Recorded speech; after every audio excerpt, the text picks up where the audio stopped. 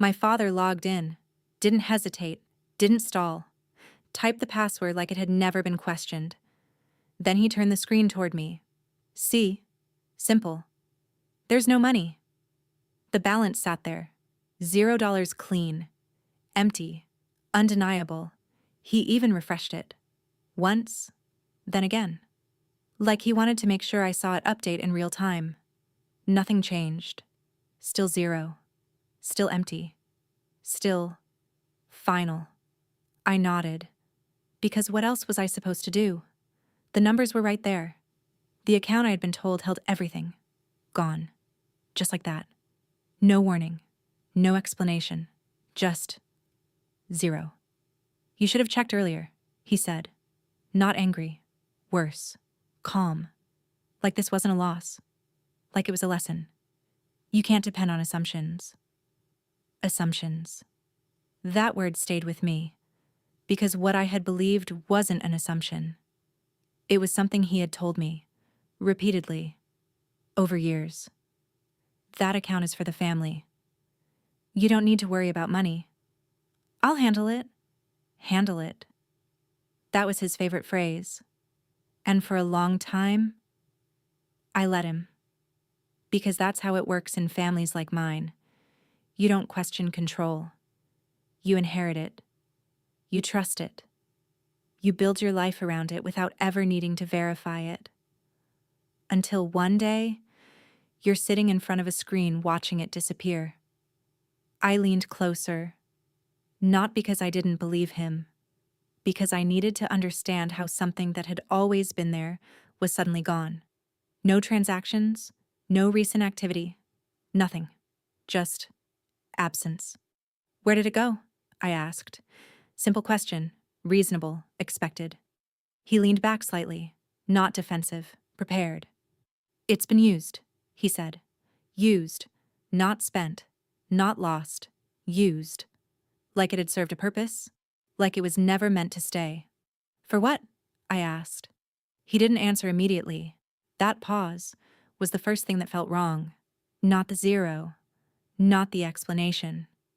The delay. Because my father never paused unless he was choosing which version of the truth to give. Expenses, he said finally. Generic. Too clean.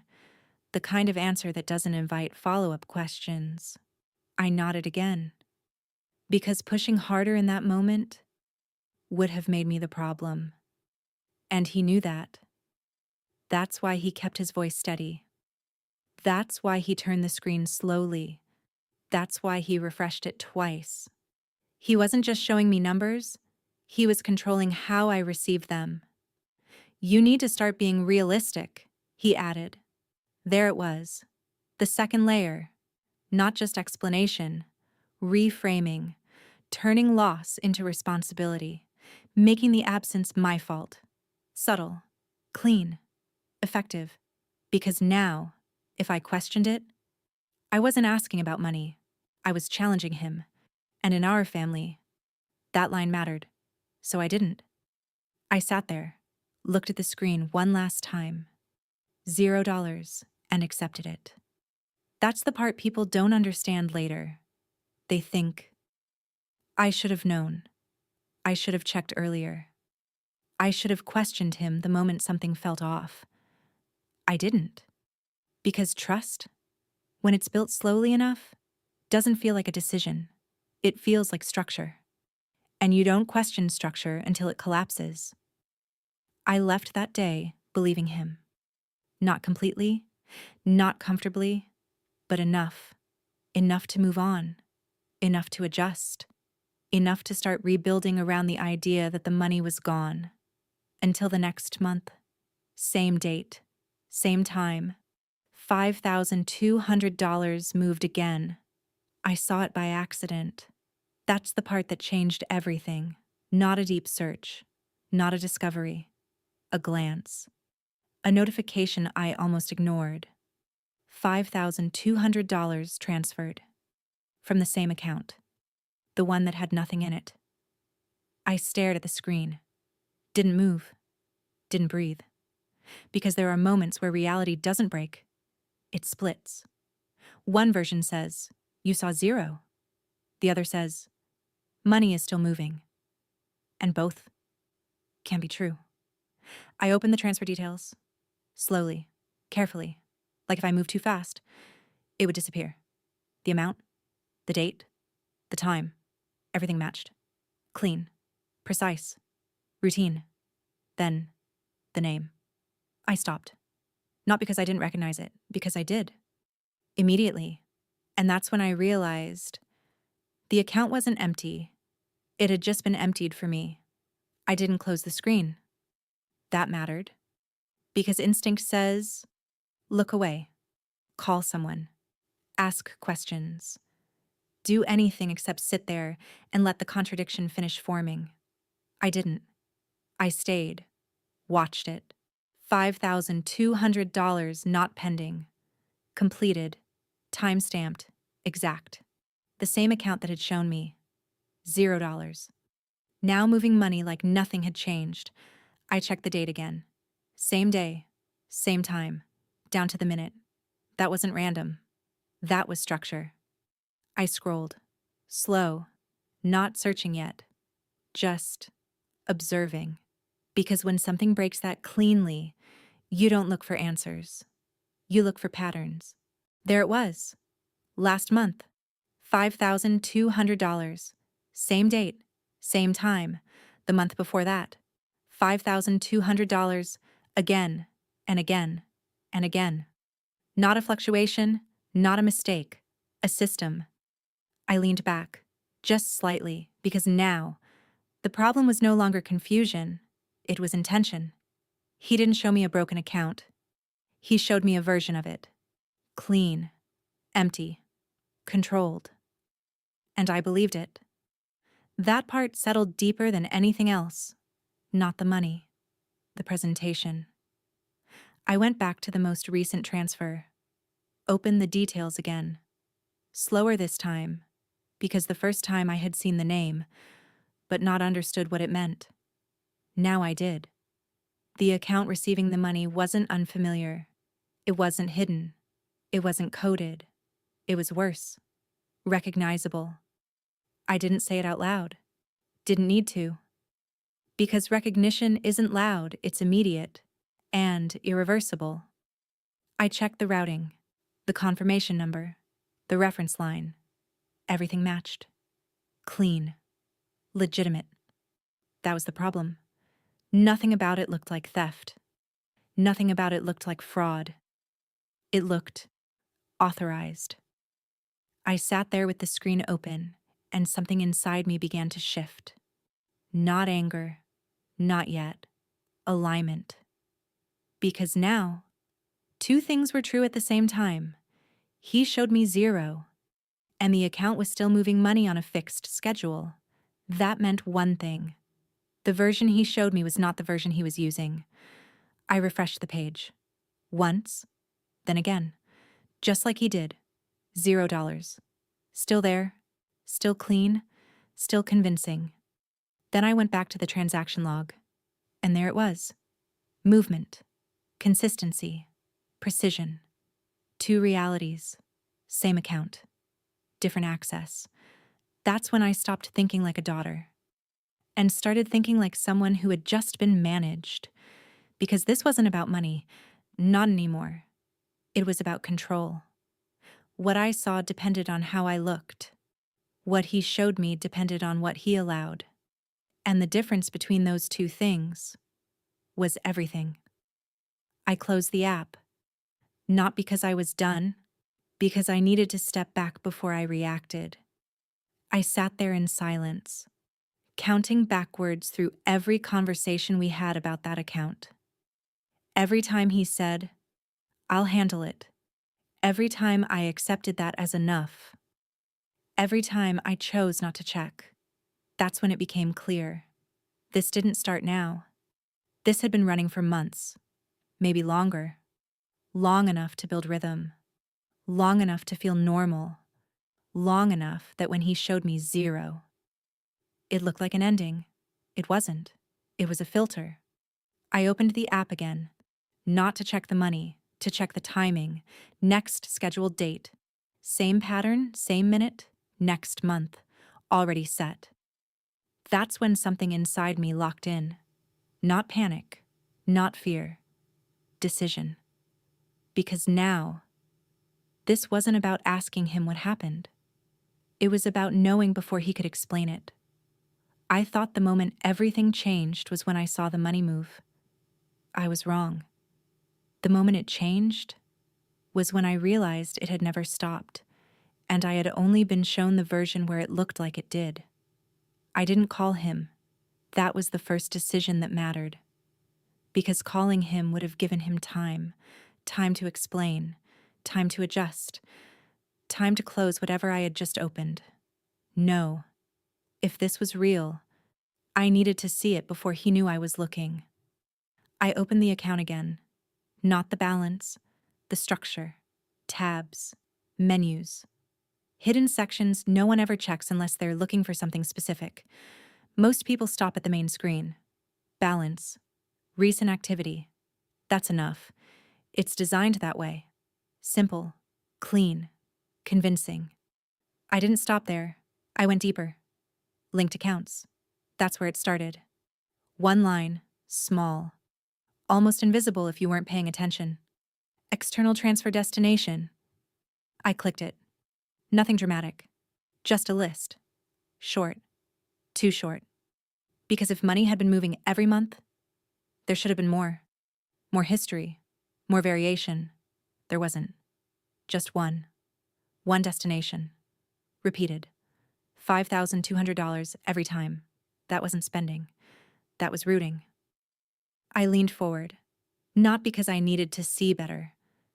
Because something inside me had shifted again. Not confusion. Not suspicion. Recognition. This wasn't a mistake. This wasn't even concealment in the way I had first imagined. This was design. I opened the transfer details again, slower this time, not looking at the amount, not looking at the date, looking at the path. From, to, reference, authorization, authorization. That word stopped me, because every transfer had one, a code, clean, consistent, not random. I checked the pattern, same format, same sequence, same structure, every single month. That meant one thing. These transfers weren't being done manually. They were set, scheduled, locked in. I went back to the settings, not the main settings, the deeper ones, the ones most people never touch. Recurring transfers. I clicked, empty. Nothing listed, no active schedules, no history, nothing. I stared at the screen, because that didn't make sense. Money was moving on a fixed schedule, same date, same time, every month. And yet, there was no visible system creating it. That's when I understood the second layer. This wasn't just hidden, it was separated. What I could see was not what was running. Two access levels. Same account. Different control. He hadn't just shown me a filtered version, he had built one. I sat back. Slow. Because now, the problem wasn't the money. It was architecture.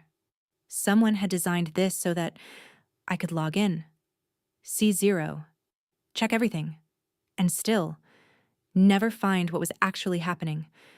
Unless I knew where to look. I went back to the transfer destination. Opened it again. Not the name. The account. Routing number. Partial match. Familiar. That feeling. Hit before the thought. I had seen it before. Not in this context. Not like this. But somewhere. I didn't force it. Didn't rush to remember. Because forced memory breaks. Real recognition arrives. I checked the timestamps again. Minute. Second. Exact. Every month. No variation. That wasn't convenience. That was automation running somewhere I didn't have access to. And then, it clicked. Not the name, the method. This wasn't being run from the account. It was being run on it. From somewhere else. That's why I couldn't see it. That's why the schedule didn't exist here. That's why everything looked clean. Because the control wasn't inside what I had access to. It was outside. And he knew that. He didn't just lie about the money. He positioned me in a place where I couldn't see how it moved. I thought the hardest part would be proving he was hiding something. I was wrong. The hardest part was realizing he didn't need to hide it. He just needed to make sure I couldn't see it. I stopped looking at the balance. That wasn't where the truth lived. Not anymore. The account was just the surface. Clean. Empty. Convincing. The movement was happening somewhere else. I went back to the transfer details. Not the amount. Not the date. The path. Because if something is controlled externally, it leaves traces. Not obvious ones. Structural ones. I checked the authorization again. Same format, same pattern, same sequence, every time. That wasn't random. That wasn't manual. That was system generated. But not from here. I clicked into the transfer ID. Most people don't, because it doesn't look useful. Just a string of numbers. Meaningless, unless you know what you're looking at. I didn't. Not fully. But I knew one thing. Consistency means origin. If the format doesn't change, the source doesn't change. So I compared them. Month to month. Line by line. The first half, identical. The second half, incremental. That's when it hit. This wasn't separate transactions. It was one system tracking continuity. A single process. Running. Updating. Executing. And the account was just receiving the result. I leaned back. Slow. Because now, this wasn't about where the money went. It was about who was running the system. I went back to the receiving account, opened it again. Not the name, the details behind it. Bank, branch, routing. That's where the second crack appeared. The branch wasn't local, not even close. Different city, different region. That mattered. Because my father never handled money outside his immediate system. Everything he controlled was always within reach, within visibility, within something he could physically access if he needed to. This wasn't, which meant one thing. He wasn't running it alone. I stared at the screen. Longer this time. Because now, the problem had changed again. This wasn't just him moving money quietly. This was coordination with someone else. I checked the name again. Slow. Careful. Because recognition is dangerous. It locks things in. And once you see it, you can't go back. I didn't say it out loud. Didn't need to. I knew that name. Not from the account. From somewhere else. Something smaller. Something I hadn't paid attention to. That's when the memory surfaced. Not fast. Not clean. Fragmented. A conversation. Months ago. At dinner. My father speaking like he always did. Casual. Controlled. Dropping information in a way that felt unimportant until it wasn't. He's helping me manage things now. That's what he said. I didn't ask who. Didn't need to. Because in our family, helping never meant equal. It meant extension. Someone working inside his system. At the time, it didn't matter. Now, it did. I looked back at the name, and this time, it aligned. Not fully, not completely, but enough. Enough to know this wasn't random. Enough to know this wasn't temporary. Enough to know this had been running for a long time. I checked the timeline again. Month after month. $5,200. Same day. Same time. That wasn't a mistake. That wasn't flexibility. That was allocation. A fixed amount. A fixed schedule. A fixed destination. Which meant one thing. This money was never meant to stay in that account. Not for me. Not for anyone else. It was meant to pass through. And I was only ever meant to see what was left. $0, I thought the moment everything broke was when I saw the transfer. I was wrong. The moment it broke was when I realized it had never been mine to begin with. I had just been allowed to believe it was. I didn't look away this time. That mattered. Because instinct says, if something feels wrong enough, you step back, create distance, give yourself time to interpret it safely. I didn't. I stayed with the name, looked at it until it stopped being unfamiliar, until it stopped being just text on a transfer line, and became something else. Recognition doesn't arrive all at once. It builds, layer by layer. First, familiar, then possible, then unavoidable. I said it quietly, not out loud, just in my head, once, and that was enough. Because now, I knew exactly where I had seen it before. Not in finance, not in paperwork, in conversation. A name that had been introduced without weight, without importance, without reason to remember it. Just helping me with things. That's what my father said. Casual, dismissive, like it didn't matter. It did. I went back to the transfer, opened it again, slower now, because this time, I wasn't looking for confirmation. I was looking for connection. Same name, same destination, same pattern. Month after month. Not a one-time movement. Not a mistake. Not a temporary solution. A pipeline. That word settled hard, because pipelines don't exist by accident. They are built, maintained, protected. I leaned back, not because I was overwhelmed, because I needed space to understand the scale. This wasn't just my father moving money. This was him setting up a system with someone else. And that someone wasn't outside the family. That's when it hit fully. Not just recognition, position. Because the name wasn't just someone he trusted. It was someone he had chosen over me. That's when the shift happened. Not anger. Not yet. Clarity. Because now, the question wasn't, where did the money go?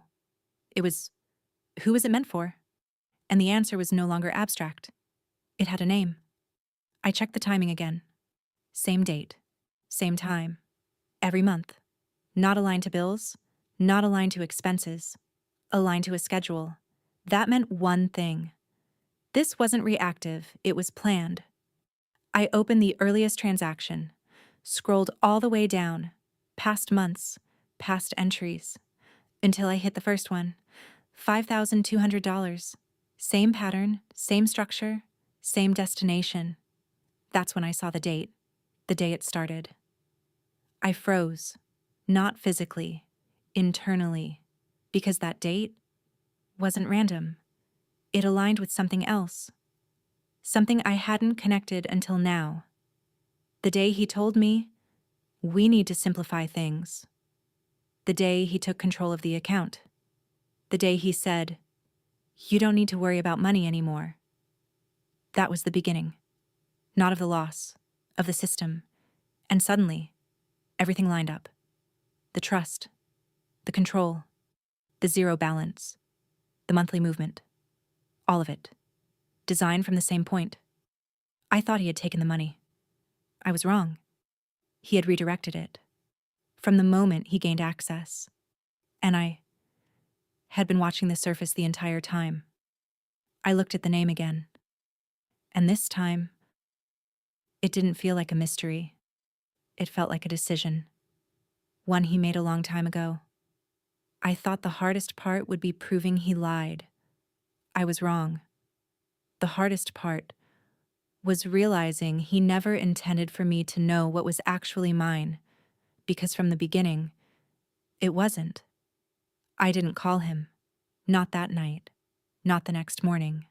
Not even when the pattern finally made sense, because calling him would have done one thing. It would have warned him. And once he knew I was looking, the system would change.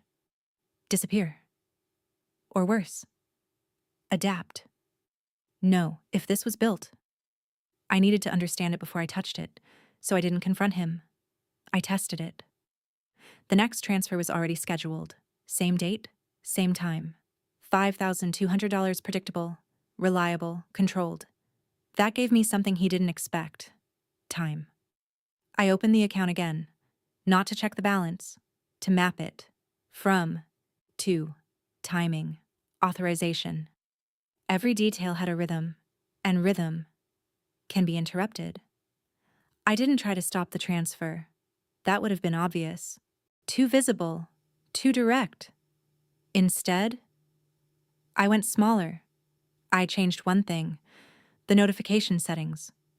Most people ignore them because they don't feel important. But notifications tell you what the system thinks you're allowed to see. I turned everything on. Every alert, every update, every movement. If something was running outside my view, I wanted to see when it touched the surface. Then I waited. The day came. Same time. Same minute. I didn't open the app. That mattered. Because this time, I wasn't chasing the movement. I was waiting for it to reach me. The notification came. Sharp. Clean. Unavoidable. $5,200 transferred. I didn't react. Didn't open it immediately. I counted. 5 seconds. 10. 15. Then I opened the app. The balance. $0. Still perfect. Still empty. Still controlled. But now, I knew what to look for. I opened the transfer, watched the timestamp, down to the second. Then I checked the notification log. There it was. A delay. Small. Almost nothing, but real. The transfer completed before the notification reached me. That mattered, because it meant the system wasn't just moving money. It was controlling when I became aware of it. I leaned back, slow, because now, this wasn't just financial. It was behavioral. He wasn't just hiding money. He was managing what I saw. And when I saw it, that's when I tested something else. Not the transfer, the destination. I clicked deeper, into the receiving account. Not fully, just enough. Most systems don't let you see everything, but they show patterns, and patterns leave openings. I checked the confirmation trail, and there, for the first time, I saw it. A second identifier. Not the account number, not the routing. A reference tag. Something tied to the source. And that tag wasn't generic. It wasn't system generated. It was labeled with a name. Different from the destination. That's when it hit. This wasn't a one-direction flow. This was a network. 2 points. Connected. Coordinated, and he was only one part of it. I thought the hardest part would be catching him. I was wrong. The hardest part was realizing he didn't build this to hide from me. He built it so I would never think to look. I didn't confront him. Not yet. Because confrontation would have ended it, and I wasn't ready for it to end. Not until I understood everything. So I didn't stop the system. I stepped inside it. The next transfer was already scheduled. Same date, same time. $5,200 predictable. That was his weakness, because anything predictable can be intercepted. I didn't try to cancel it. Too obvious. Too loud. Instead, I looked for access. Not his. Mine. Because every system has one assumption. That the person inside it won't question their level of control. I had. I went back to the account settings. Deeper this time. Permissions. Hidden under layers no one ever checks. Most people see. View access. Transfer access. That's it. But buried underneath, there was something else. Linked authorization. I clicked. Empty. At least. That's what it showed. But now, I didn't trust what was shown, so I checked what wasn't. The logs. Every action leaves a trace, even the ones you're not meant to see. And there, I found it. Not a visible permission, a shadow one, an external authorization linked to the account. Not mine, not visible from the surface, but active. That was it. That was the control, not the account. The permission attached to it. I sat there staring at the screen, because now I wasn't guessing anymore. I knew exactly how it worked. He didn't move the money from inside the account. He allowed it to be pulled, automatically, from somewhere else. And that meant, if I could access that permission, I could do something he didn't expect. I didn't rush. That mattered. Because speed breaks systems, precision takes control of them. I waited until the next transfer window, minutes before, not hours, not days, because systems are most vulnerable right before execution. I opened the permission layer again, not to remove it, to modify it, just one field. Destination override, small, almost invisible, the kind of change no one notices, until it executes. I entered a new destination, not random, not external, internal, an account he would never expect to see. Then I stopped. Didn't confirm yet, because once I did, there was no undo. I thought about calling him, telling him, asking why. I didn't, because this wasn't about answers anymore. It was about truth. And truth doesn't need to be explained before it's revealed. I confirmed the change. Then I waited. Same date, same time. The system activated. $5,200 transferred. I didn't open the app.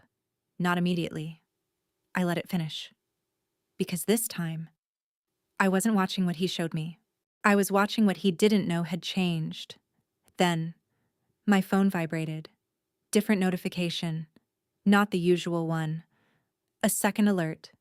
From the destination. I opened it. $5,200 received. Silence. Complete. Because in that moment, everything shifted. Not the money. Control. For the first time, the system wasn't his. It was mine. I thought the hardest part would be exposing him. I was wrong. The hardest part was realizing I didn't need to. I just needed to move first. I didn't call him. Not right away. Because this time, I didn't need answers. I already had them. What I needed was timing. I went back to the account. Same screen, same layout, same balance.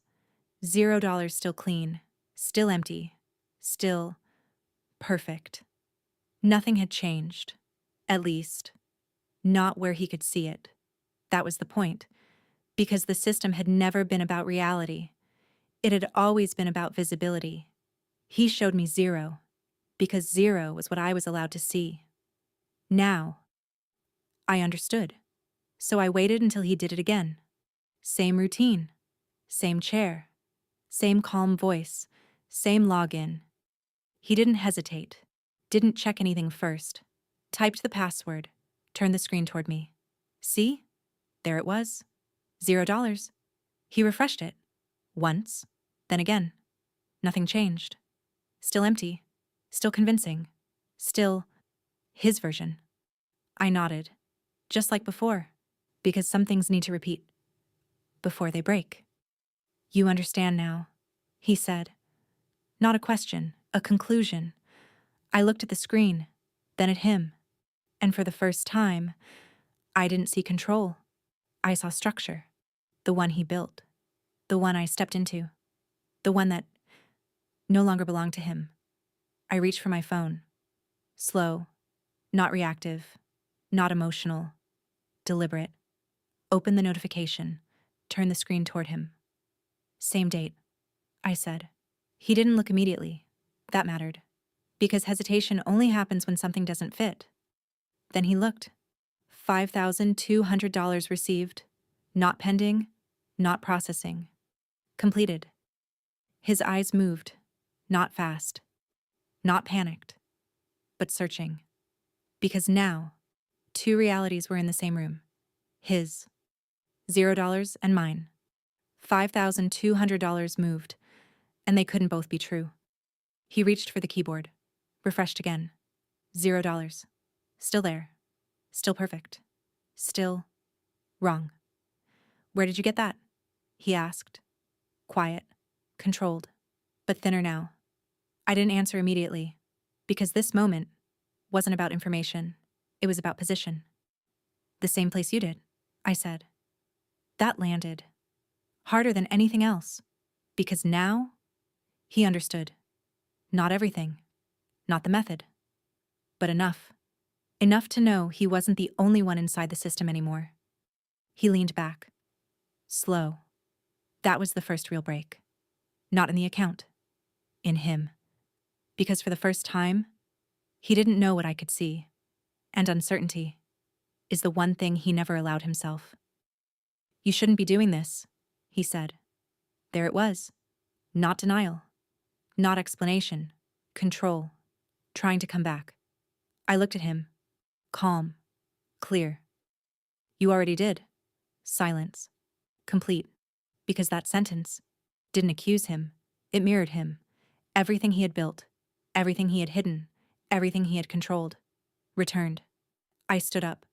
Not fast, not dramatic. Just finished. He didn't stop me. That was the final confirmation. Because before, he always would have.